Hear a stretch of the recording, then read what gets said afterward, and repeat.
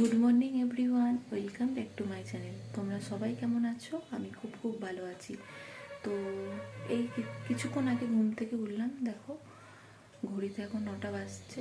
তো কালকে রাত্রে ভেবেছিলাম যে একটু সকালে তাড়াতাড়ি উঠবো, কারণ অনেক জিনিসপত্র গোছানো বাকি আছে। এখনও কোনো কিছু জিনিসপত্র গুছিয়ে কমপ্লিট করতে পারিনি।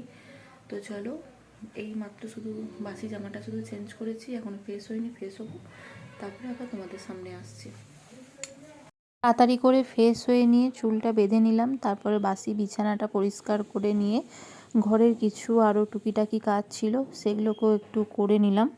পরে আমাদের কিছু জামা কাপড় ছিল, সেগুলোকে একটু ওয়াশিং মেশিনে দিয়ে দেব।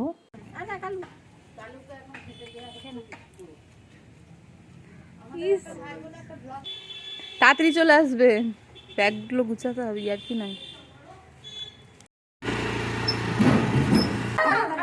টাটা করে দাও সবাই।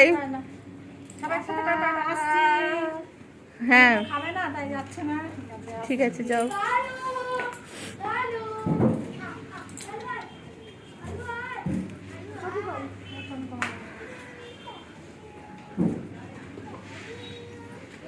হ্যাঁ হ্যাঁ হ্যাঁ, টোটোটা কই আসেনি তো?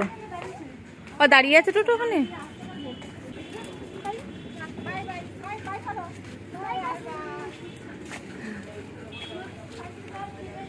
কালু আয়, কালু আয়।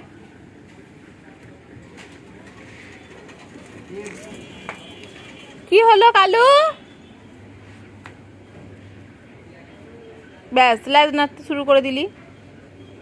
যা, সকালে বিস্কুট খেয়েছিস তো, পরে আসবি যা।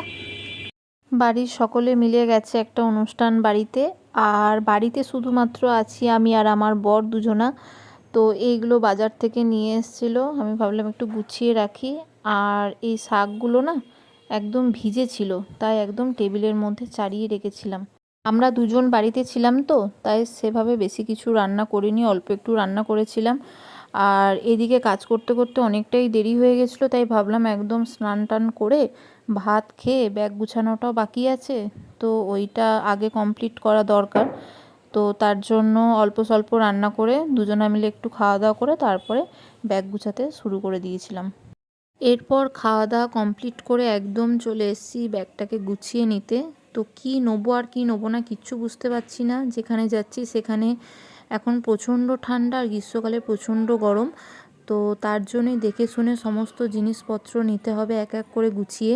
তো দুটো ট্রলি আমার গোছানো হয়ে গেছে, এখনও অনেক জিনিসপত্র বাকি আছে গুছিয়ে নিতে।